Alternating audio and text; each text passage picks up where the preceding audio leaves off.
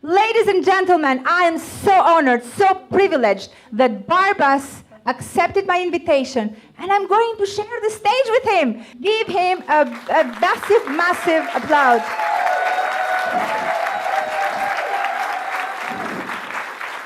Thank you, Baybars. Thank you, thank you, thank you. Your story is absolutely impressive, and it gives a lot of hope for us because, for example, you started your business when you were a student. I did the same, but when I was a PhD student, 40 years old, not 20. So should we start from here? Your parents are teachers, and you come from a poor background. So you didn't have a role model. And at that time, I don't think that you had a lot of heroes around you. So what is different in your brain? What made you stand out and come with brilliant ideas and be innovative and be where you are today? I will ask you a question. And your answer will be the answer of this question as a matter of fact. Let's say you have a grandmother. And your grandfather died. And your grandmother is 85 years old. And because your grandfather, who was the owner of a big factory, died, now your grandmother has $100 million. And the next year, your grandmother is awarded as the best taxpayer of the city. Now, the question is your grandmother a successful entrepreneur? No. No. She has just money. That's all. She doesn't know how to do it. She doesn't have know-how. She doesn't have anything to give as a mentorship to the people, to employees, to third parties. This means success and finance doesn't have a relationship. That's very important. Yes. And I answered this question. I found how the success in the business life and the finance doesn't have a correlation, positive correlation, when I was 18 years old, around 18 or 19 years old. How? Because I used my eyes, looked at my environment, and saw the result. And the result was always same. The result, financial success in the business world, always stemmed from a good business idea, not from another financial source. That is what I discovered. Then I started to think a little bit different than other people. If you put your hand here and take a photograph of the room, then you can be awarded as an Oscar winner. But if you put your hand just half millimeter down and take a photograph, you can be a photographer at the corner of the street and be invited to the wedding night to take photograph. This half millimeter changes.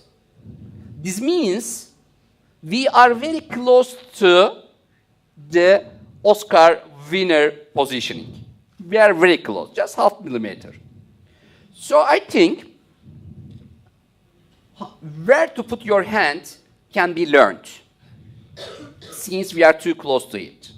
But some people learn it immediately. Some people learn it in 1 week, in others in 1 year, others 10 years. But at the end of the day, destination is same. We come to the same point. So we have to first know our own capability.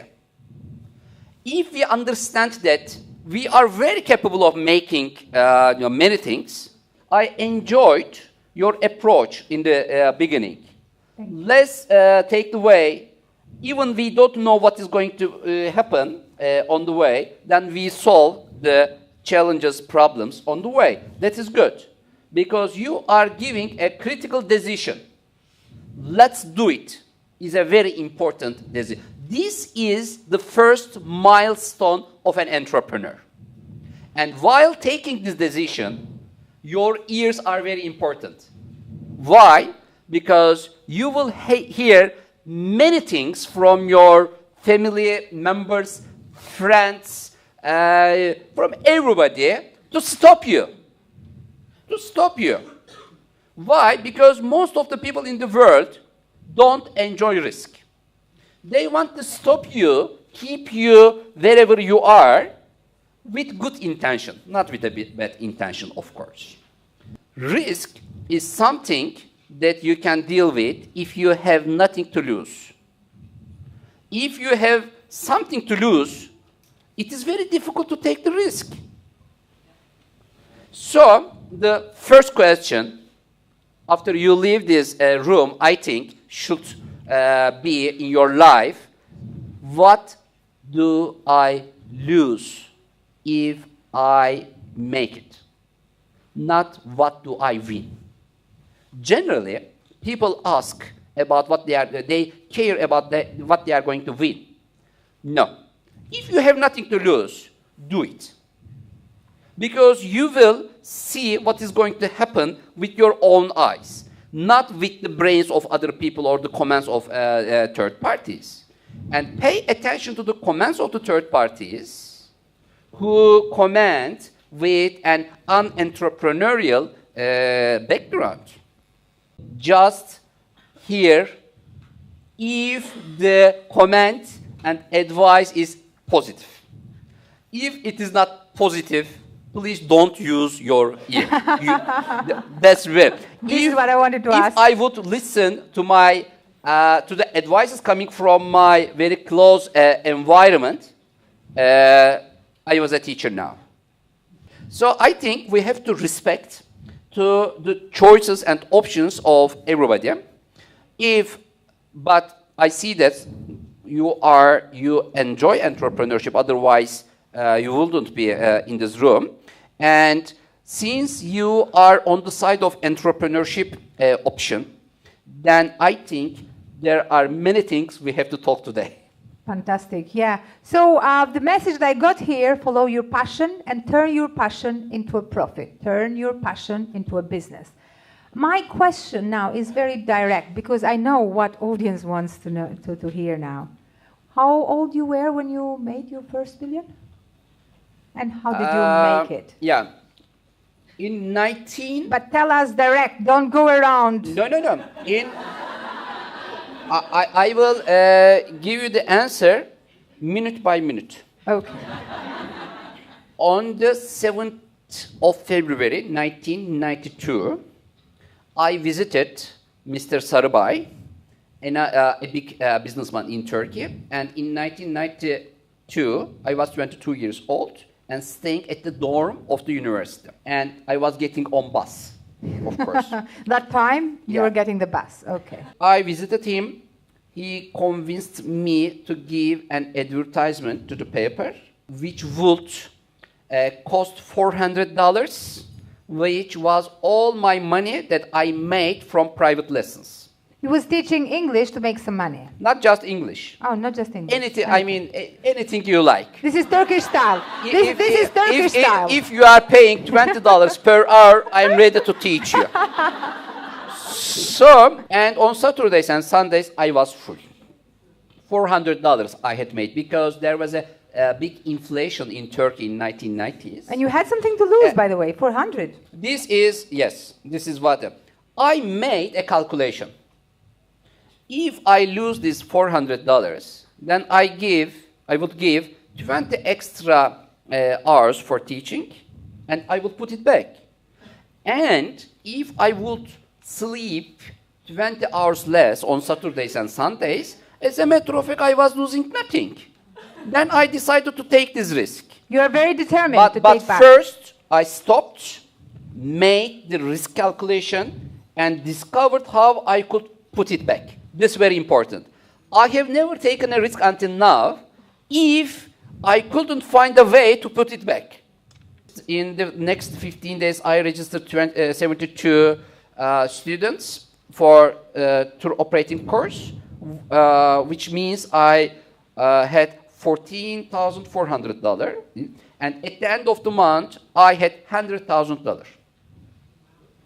And 3, 4, 5 months later, yes, my driver with my BMW was waiting in the garden of the university.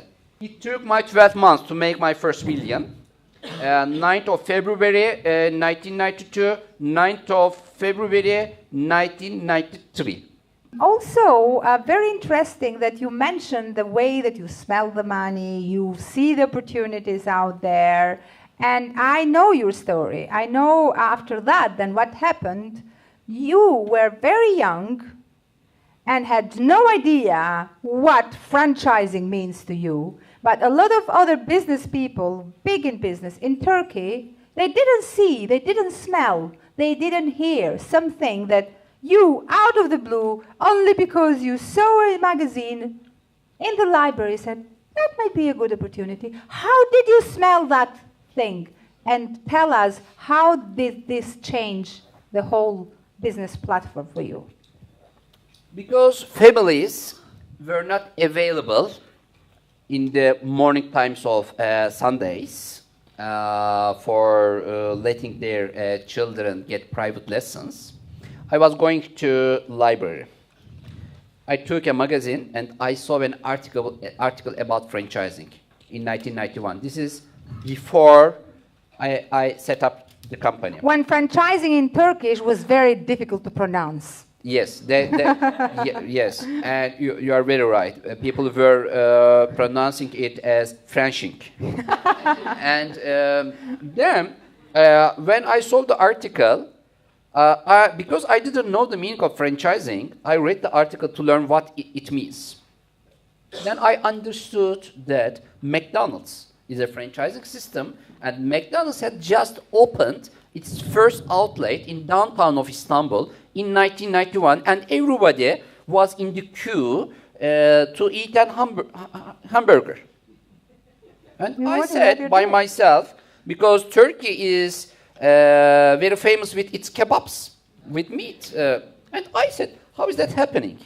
I mean, people want to eat cheeseburger, but not the Turkish kebab, and is waiting for hours to eat it. And on the other hand, good Turkish kebab houses, you have to go out of the city and spend your 2 or 3 hours to enjoy it. I said, how is that happening? The other guy is coming from another corner of the world, bringing the cheeseburger to your street, and you are going to spend your 3 hours to enjoy your 100 kebab. I said, there's something wrong here. And as a university student, I don't know if it was my responsibility or duty, but I decided to create an branding movement in Turkey. Let's open the Turkish brand to the world via franchising system. 22 years old. 21. 1991. This is before... You wanted to change the world. Not the world. Then, not the world, but Turkey. Then, there was just a telephone number of the German Franchise Association in the article. On Monday, after reading this article, I had been to the travel agent where I was working in the daytimes, by the way. I was working in a travel agent.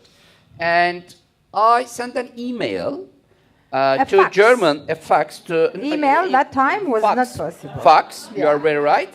A fax to the German Franchise Association to invite him for a global movement of Turkish brands in cooperation with the German Franchise Association, because there was nobody in Turkey who knew what franchising was. And kind regards, Mr. Altuntas. That's all. 21 years old. That's all. Of course, I didn't write my age. And thanks God, I was in the non-Google age. And they answered, yes, this is a very interesting idea. We want to come to Istanbul, and why not to organize a press conference on franchising in Istanbul? And I said, who will cover the costs? We will do it, they said. Then he came. Franchise system became movement in Turkey.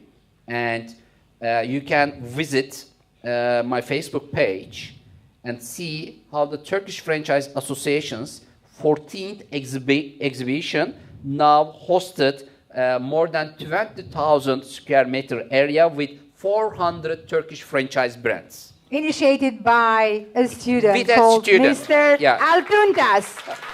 Thank you. Because Thank you. he kept it very short, but that story, read the book, is amazing. Mirela, I think the important issue of this story is So you smelt it first. this magazine in 1991 sold out more than 20,000 copies per week.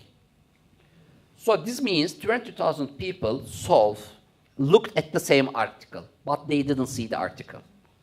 Only one of them, a university student, saw the article. So this means in the life, ball is coming to the food of everybody.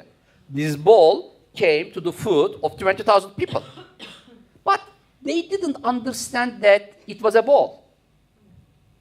I think that's very important. So the second organ of the entrepreneur is eyes. Look at the door and see the door are two different things. If you look at the door, then you are looking at the door like most of the people. But if you see the door, then you are one of the few people who will convert this action into something valuable. You will not just look at your environment. You will see the environment. You make the door. Yeah. Amazing. So 3. Remember. Tell me. The first one was? Ear, Second? eyes, Third? nose. Nose. Smelling is very important because now everyone that knows Baybars, they know him as the man that smells the money. Amazing. Money Amazing. or business. Because sometimes you make the business, but you lose nothing, but you don't make any money. But you create an impact. This is also something very valuable. Yes, that's absolutely. And this is, by the way, especially for women.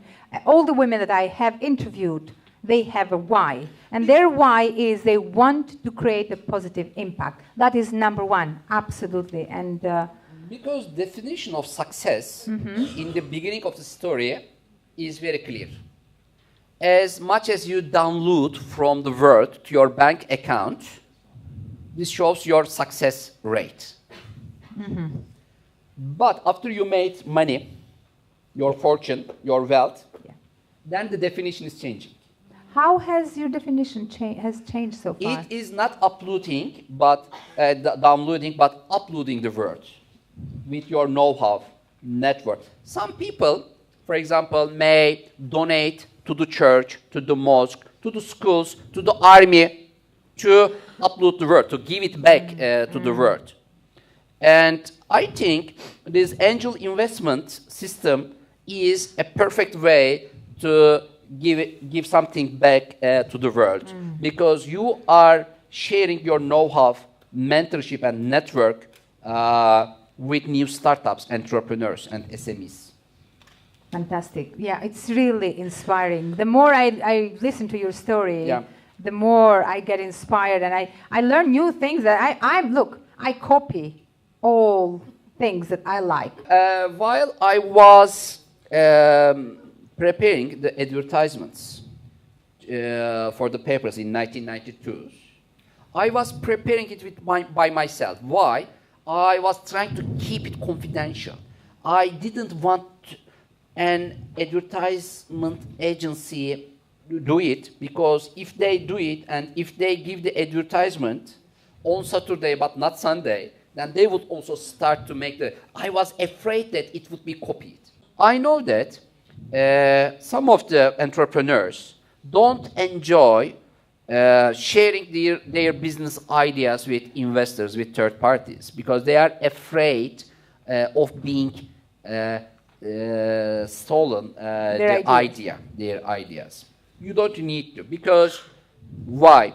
Because any real investor, any serious investor will not be interested in the horse. They will be interested in the jockey. That's very important. Because the horse will not run good without a good jockey. So entrepreneur is more important than the business. But I'm talking about the real entrepreneurs, real investors, who came from the beginning of the story. They know that business comes second, entrepreneur comes first. Fantastic. Did you get some good tips and ideas so far? Amazing. Now, I want to know from you, how did you meet Barack Obama? Because Why that do you is want to very... learn? Look, Do you want to meet too? probably, yeah, you'll meet the next president very soon, but my Yeah. favorite so far is Barack Obama, and I so much envied you when I saw you being distinguished from the crowd, because in that big world forum, there were hundreds of entrepreneurs from all around the world, but Obama invited only you. I think What around happened? 200 or 250 entrepreneurs. I received a phone call, and my friends enjoy making jokings with me, because I am also making many jokes to them. And the call, the woman on the phone told me that U.S. president wants to meet with me. But you were very busy. You had a busy agenda that time. What I said by myself. I'll check my agenda. Yes. And please give your number and I will come back to you because I am busy now. I won't be able to talk with him now. Then she said, please give me your email. I gave it. And she said, she will send an email to me. And after reading the invitation letter, then waiting for the call if I was interested in this invitation.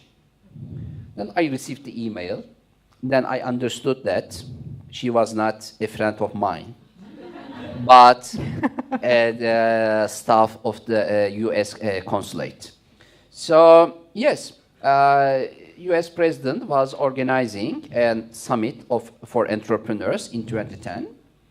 And among 700 nominees, because I didn't know that I was the nominee, by the way, in Turkey, I was selected to represent Turkey in this event. So I was, as a matter of fact, one of the invitees of 250 invitees from many countries in the world to the event. But I developed a business idea, and I said by myself, why not the summit becomes a regular meeting of entrepreneurs around the world, and it happens in a country every year, in a different country every year. This was my idea, and if I talked with the ambassador about my idea to convert public money to smart money in cooperation with angel investors. And he enjoyed this idea very much because I knew the need of the governments in 2010 and also today. Governments need money more than ever. I know what they need. So I know that inventions are not important for the governments today. Innovation is very important.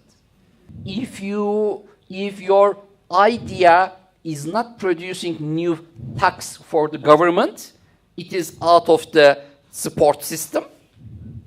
And if your idea is not creating new jobs for people, again, it means nothing for governments. So today, the rule of the game changed. Invention was important in 1950s, but today innovation is important. Innovation is something very simple to define. You are inventing this glass, it is an invention. You are bringing it to the market, and if customer buys it, then it becomes innovation. If customer doesn't enjoy it or is not or doesn't afford buying it, then you are just an inventor. And today, governments don't need inventors because inventors are the people who are very intelligent, that's all. Invention is not creating new job, new tax, new wealth for people. Innovation is creating. Okay, who will convert, who will turn this invention to innovation? Who is the main player here? Entrepreneur. We need a very good catalyzer in the middle. Because inventing something and converting it to business are two different things. Two different things. Yes. You can be a good inventor, but you may not be a good entrepreneur. So we need more entrepreneurs today. So governments of today are very intelligent. They support entrepreneurs who will convert these idle capacities to business for people. So this was something that I developed, and US President wanted to hear more about this, so he gave an appointment to me, and I became the only entrepreneur. US President Obama made a meeting in DC, and you can also enjoy the CNN International interview after this meeting. And I visited all channels one by one in the summit. I became the only entrepreneur who made comments about the summit, how it was beneficial, etc., by becoming the only entrepreneur who couldn't follow the summit. Because of visiting the channels. I can imagine, yeah. Especially you, that you are very active and you make things happen everywhere you go. That sounds amazing. Look, I think now it's time from the audience to address some questions for you. I just wanted to ask you your take on mentoring. Obviously, a lot of successful people use mentor. Do you actually use a mentor yourself? No, I didn't use. I didn't use. We're talking about it. Because my time, 1990s, you didn't need mentor. We were in the middle of the invention and innovation age. If you had a good business idea, customer was ready to consume it. But today you need mentor. Because competitive environment of today's economies are quite different than yesterday, than the past. So mentorship is very important. What is angel investment? Do you know it? Business angels.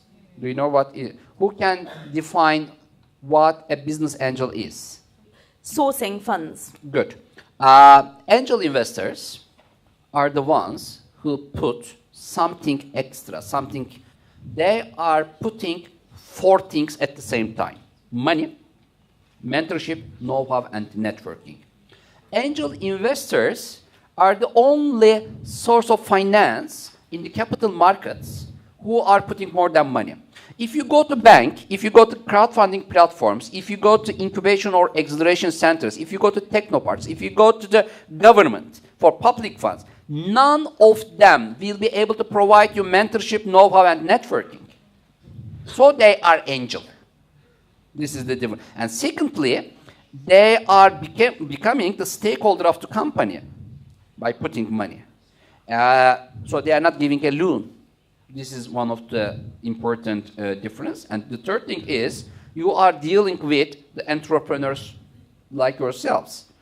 In the banks, in VCs, in co-investment funds, you are dealing with professional people who have never taken away in the entrepreneurial journey. I love the fact that you used the word optimistic, because we were just chatting and saying many people, when they first look at an opportunity or situation, they're not necessarily optimistic. We're programmed to, say, oh, what about this? What about that? How am I going to... But what's the most difficult thing that you have had to encounter, and how did you and your optimism deal with it? If you see the full site immediately, then you are more likely to become an entrepreneur. If you are focusing on the empty side, then you can be a good employee in the future. This is what I can guarantee. I had nothing to lose, and I had good dreams for the future. So the only thing I could do is to focus on the full side of the glass. This created my optimistic mindset, I think. I have to confess that if I would take some entrepreneurial education in the beginning, it would be very beneficial for me. It would be very beneficial. I learned everything by myself. This mentorship issue is very important because you are supporting new entrepreneurs by letting them not to lose more time and more money by making something wrong. That's very, very important. This is something very valuable. I remember that I was in 1993, the total amount of the advertisement for just one paper was approximately $3 million. I was spending $3 million to advertise. Wow. And I remember that I called the bank manager because I had to issue check because when the number of the bills are increasing, of course, the papers want to see the check first because it was not a $400 amount. And I remember that I called the bank manager and asked her what I am going to write here. There is a word that I don't understand. And she told me that you will write the date of the payment. I was number one, and I didn't know how to issue a check. You see the funny situation. So, if there was an entrepreneurship course or something like this, it would be very good instead of learning it from a bank manager. Amazing, amazing. I'm sure even if we could stay all the day, you come up with amazing, amazing stories, and you are never boring. And the last thing, there's a very good audience here, and I feel the energy of the room. So let's take a photograph all together and give a big hand to the world entrepreneurs from London and share it in the social media. Is that fine? Yes, we love pictures. Amazing, amazing. Baybars, thank you very much. It was absolutely amazing.